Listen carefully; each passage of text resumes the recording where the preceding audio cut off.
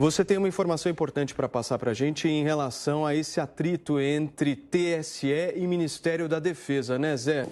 Olha, Paulo, desde o início há um prurido ali entre o Ministério da Defesa e o Tribunal Superior Eleitoral. O Ministério da Defesa foi convidado para se integrar a esta comissão de transparência do Tribunal Superior Eleitoral.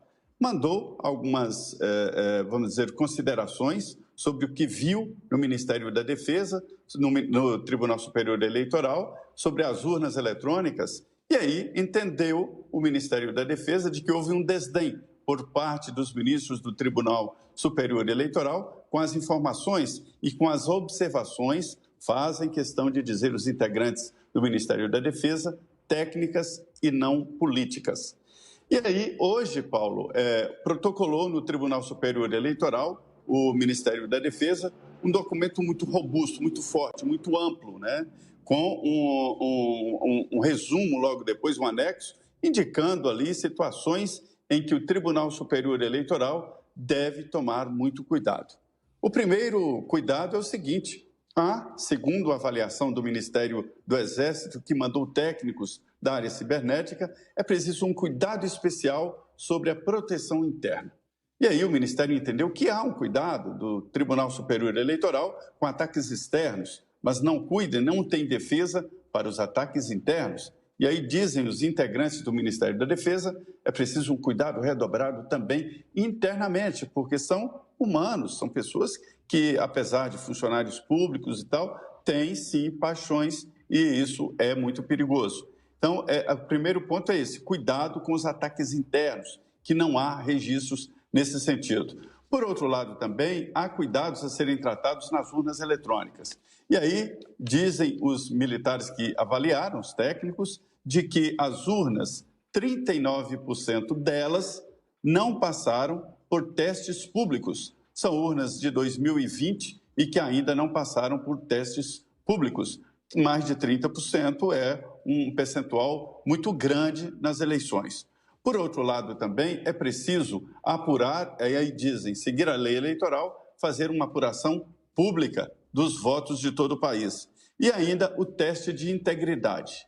O teste de integridade existe, né? São urnas escolhidas aleatoriamente no momento do pleito, antes da divisão, e ali eles analisam, votam nas urnas eletrônicas e em seguida conferem os votos.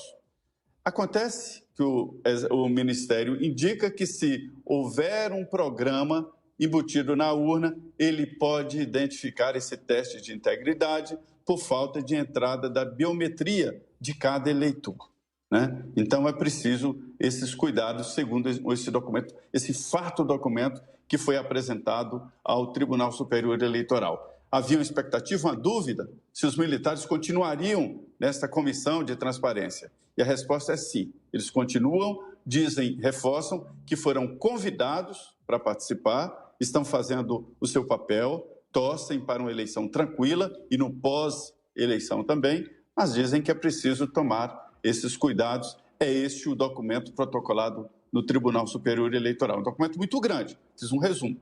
Ô Zé, graças ao seu trabalho e à sua influência em Brasília, a gente já está aqui, inclusive, com esse ofício do Ministério da Defesa. E, para mim, o ponto mais importante de todos os elencados aqui que você está trazendo para a gente é o ponto 14, que diz o seguinte: até o momento, reitero, no caso o ministro da Defesa, as Forças Armadas não se sentem devidamente prestigiadas por atenderem ao honroso convite do TSE para integrar a comissão. Ou seja, temos um imbróglio aí político muito claro colocado pelo ministro da Defesa, certo, Zé? 2 pontos aí. A palavra que eu mais escutei em todas as fontes é desdém. Dizem que as Forças Armadas foram desdenhadas com a resposta do Tribunal Superior Eleitoral, né? Insinuando que não se tratavam de profissionais técnicos. E alguns insinuaram, inclusive, que o Ministério da Defesa mandou para essa comissão de transparência o pessoal de inteligência e não o pessoal técnico. Eles dizem não. Todos foram da área cibernética do Ministério do Exército e nenhum da área de inteligência. Por outro lado, eu vi a palavra irritação. É quando dizem que o Exército ou os militares atacam a democracia. E eles dizem não. O Exército, as Forças Armadas, não atacam nem o sistema eleitoral e nem a democracia, mas querem uma eleição confiável para todos. Aí eu ouvi, até a Dona Maria, que mora num local muito longe, tem que confiar que o voto chegou ao seu destino.